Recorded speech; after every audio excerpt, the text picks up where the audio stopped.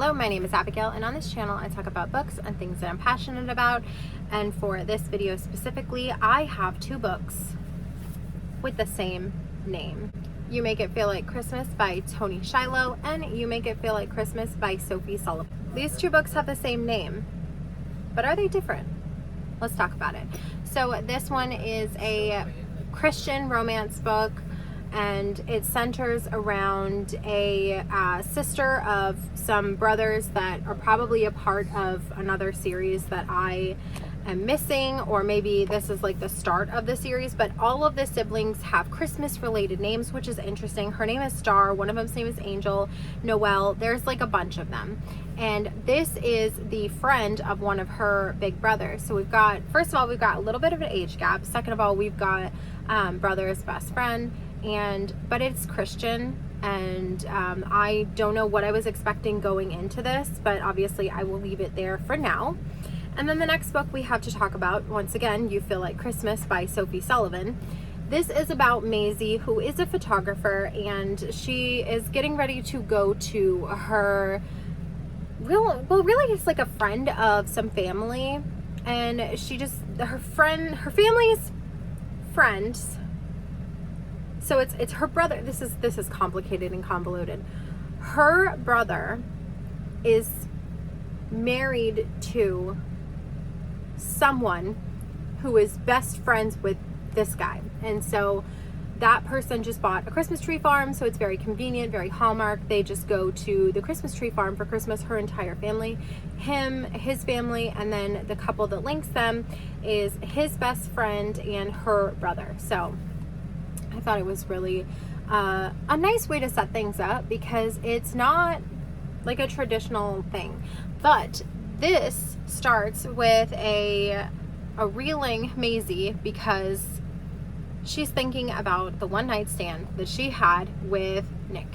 Nick is a hockey player who is going through some things, and that's kind of where the story starts. I will now send you back into time to when I began reading You Make It Feel Like Christmas X2.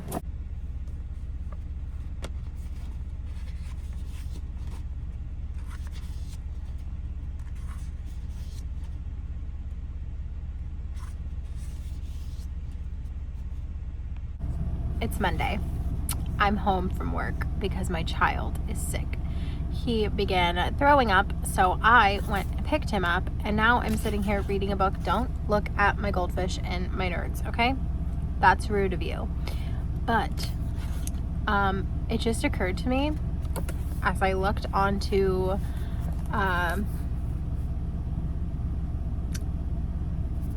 Amazon to see, because I purchased this off Amazon, and I like to see if, it recently came to my attention that several of the books that I recently purchased were not standalones, so that's fine, not a big deal. I went and, purchased a couple of the books that I would need to in order to be able to read it. I'm big on reading in order, big on that, okay? So I purchased a couple books that were the second in a series. I went back and purchased the first book, no big deal. Well, while I was doing that, I was like, okay, well, let me just check all the books I recently bought, because I just went on a major Christmas book shopping spree, because I have this giant plan for Christmas, obviously. So I'm on there, and I go and look at this, and it has just occurred to me that this is a Christian Christmas romance. So I don't know what to expect. I'm assuming there will be no spice. I had to guess. I would say this is either going to be a no spice romance or a closed door romance, which is fine. But it's just been such a long time since I read a book that didn't have sex scenes. I don't know what to do with myself. So I will read this and I will report back.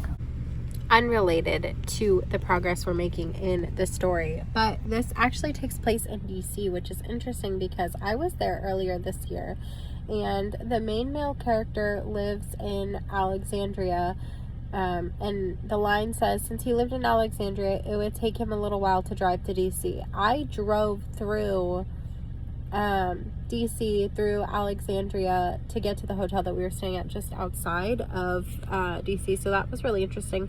Also, side note, it says the metro traffic always annoyed, but the holiday traffic was more painful than a tooth in need of a root canal. So yeah, the traffic in DC is shit.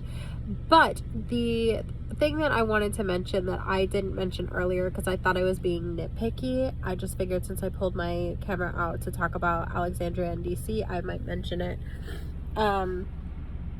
In the book so far, I'm only on page 20, so granted, I'm not very far into it, but something was referred to as annoying, and the exact phrasing was, "It's the pits," which I found incredibly interesting because it feels very old-timey, because my grandmother says that, and she's in her 70s. I just thought that was funny. So, you know, instead of saying something is shit, we're saying it's the pits. So, Christian romance off to a good start. Also, out of nowhere, I started sneezing, and now I'm a little congested. I don't think I'm ill, but it is that time of year for me to get congested.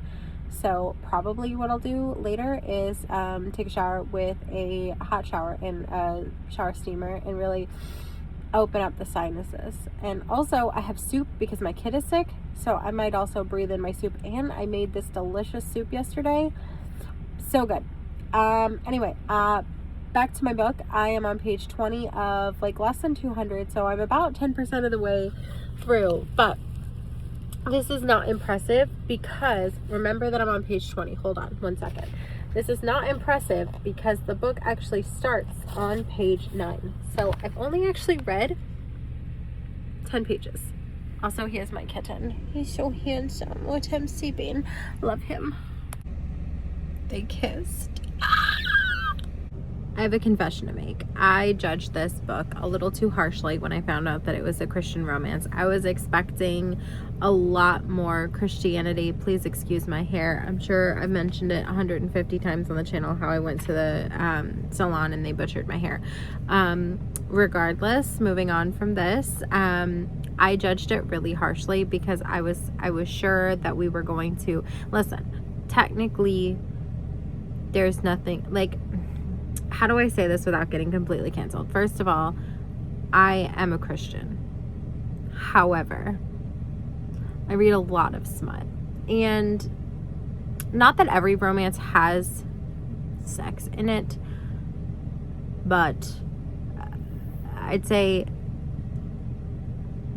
98% of the books that I read that are considered romance have at least one sex scene, whether that is a closed door sex scene where we just allude to the fact that they're getting down, or it's explicitly on page that they're getting down in all the ways that they are getting down in every position. However, 98% of the books, even books that aren't considered romance, have sex in it, like fantasy, thrillers, horror, romantasy. Like, I would say that there's maybe, unless it's, I would say, let's call it 85% of the books that I've read have had at least a sex scene in it. And so I was thinking, okay, well, they're not even gonna kiss. Okay, they're not even gonna kiss. They're not even gonna hold hands. They've kissed. And I was worried that it was going to focus a lot on the Christianity and the religious aspects of it. And other than the fact that they mention that they prayed about it and they bring out a nativity scene, and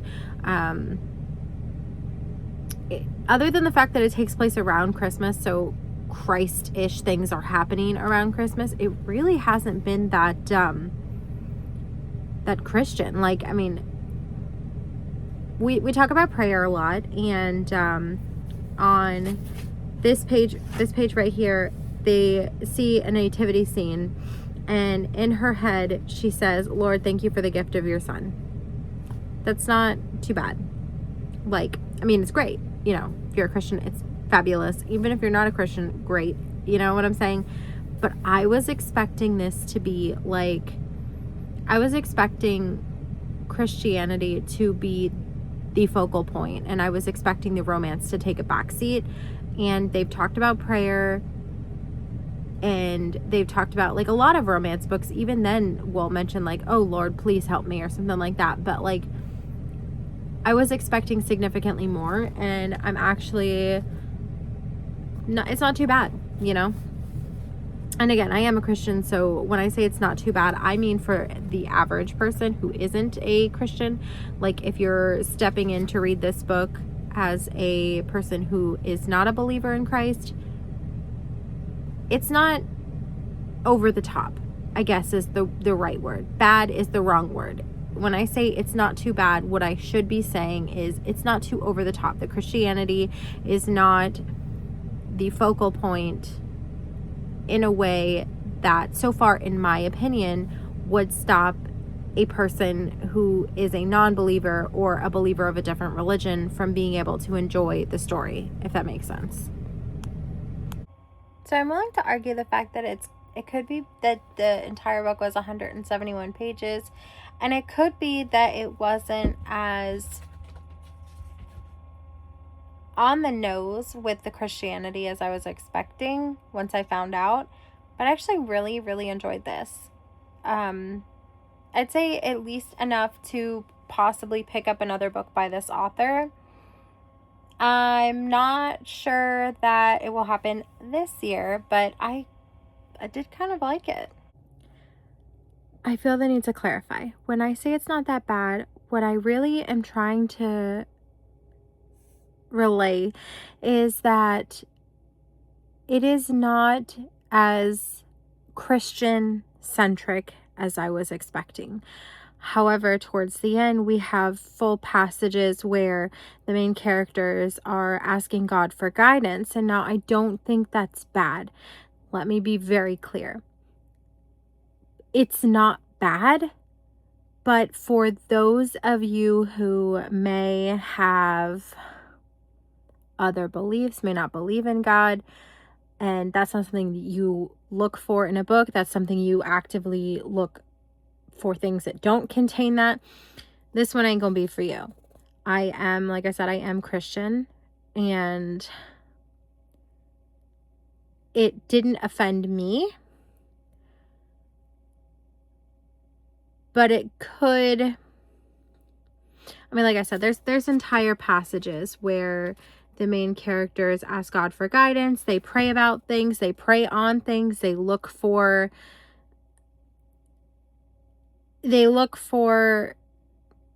guidance from God. And it's not, even with those entire passages towards the end, like a little paragraph here or there, it still is not nearly as, like, when I think of Christian romance, I think of God-centered romance, and where, while God was definitely involved, the characters talked about him, prayed to him, all that, at its core, it was a romance first with Christian characters, not a Christian book with the romance subplot. Does that make sense? I don't know. Let me know in the comments down below.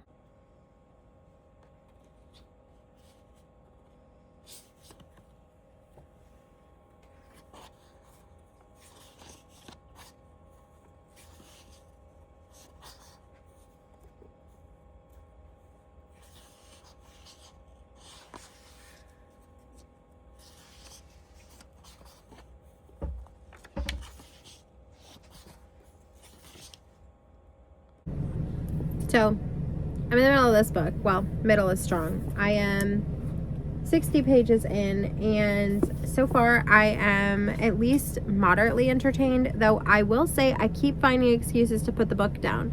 But that is going to end because I am home from work because my kid was sick yesterday and I can't send him to school until he's been well for 24 hours.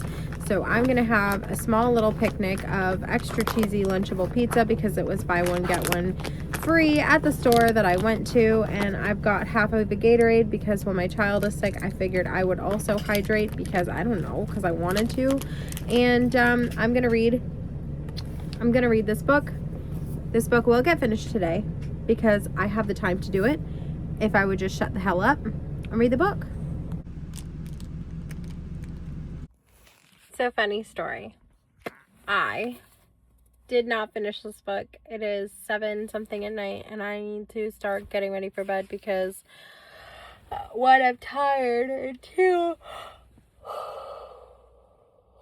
I didn't sleep particularly well last night and I was up at 3 a.m. I did take like a little 30-minute nap, but I mean, truthfully, it wasn't enough to do much. But let me tell you about my book. So, You Make It Feel Like Christmas by Sophie Sullivan. It's going pretty well. I mean, it was a slow start. I was finding every excuse possible to not read this book, and it's not like it's a book problem. It's probably a me problem. Like, my problem is that when I start reading a book for a theme, I'm pretty much done with it after the first book. Like, I'm not the kind of person who wants to read 6 books of the same theme back to back unless it's part of a series and unless I'm trying to read them back to back. So, also contributing to the factor of not really wanting to read this is both of these books. I think this one was released this year, but the other one wasn't. And I started with the other one, thinking I would like that one less. And turns out I like them both equally right now. One of them was just 130 pages shorter. So I obviously flew through that one pretty quickly. Whereas this one is taking me more time because it's 130 pages longer. And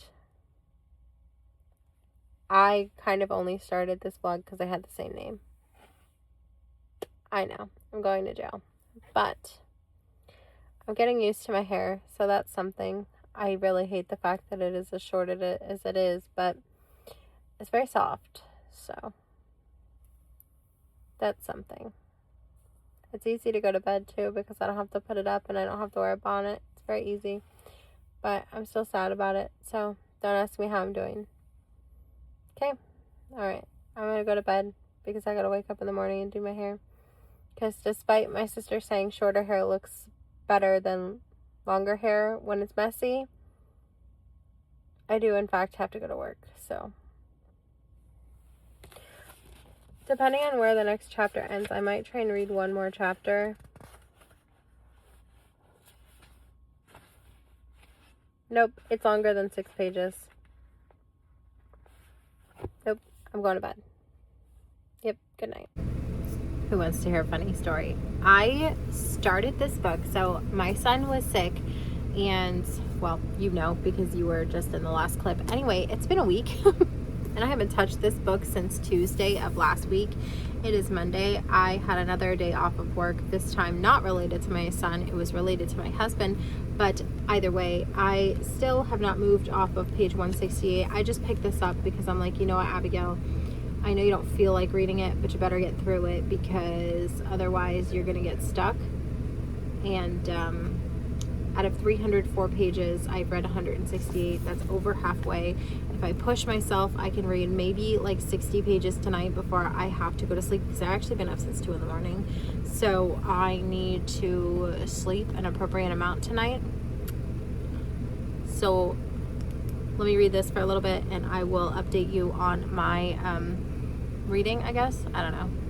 Dude, I feel so out of it. It's not even funny. So here's what I liked. I really liked the fact that he had his own set of issues. He had anxiety, and while it's not curable by her presence, it eases his discomfort. And I like the fact that he was the one with anxiety and not her, because it's often that the female is the one with the curable, you know, sadness, mental illness, whatever, what have you, anxiety, depression, the list goes on. She's the one who's curable by him. And so I was really pleased when it wasn't cured, but it was eased, and it was him that was having the anxiety and depression. So of the 2 books, one of them I read in a day, the other one I read half of in a day, and then force-fed myself it after a week through audio. I read this in a day. This is the one I force fed myself. I think this was fine. I think that if I hadn't had my life happen the way it happened the week that I started this, with my son getting sick on the Monday and me having to go get him, and then Tuesday we were off work, and then Wednesday it was something, and then Thursday it was something, and then Friday it was something, I think I would have had a better time with this one, to be honest. But I mean, all things considered, this wasn't the worst book. I think I'm landing on a 3 stars for this one and a 3 stars for this one. So You Make It Feel Like Christmas, while they're very different stories, they're getting the same rating. I'm not sure what I aim to prove with this video, but You Make It Feel Like Christmas, X2, 3 stars each. 6 stars for You Make It Feel Like Christmas. All right, that is going to be it for this video. If you enjoyed this video, I'm so glad to hear it. I actually have several more planned for the month of December. If you did not like this video, I have more planned. Maybe you'll find one you do like. All right, and with that, I will see you in the next one. Bye.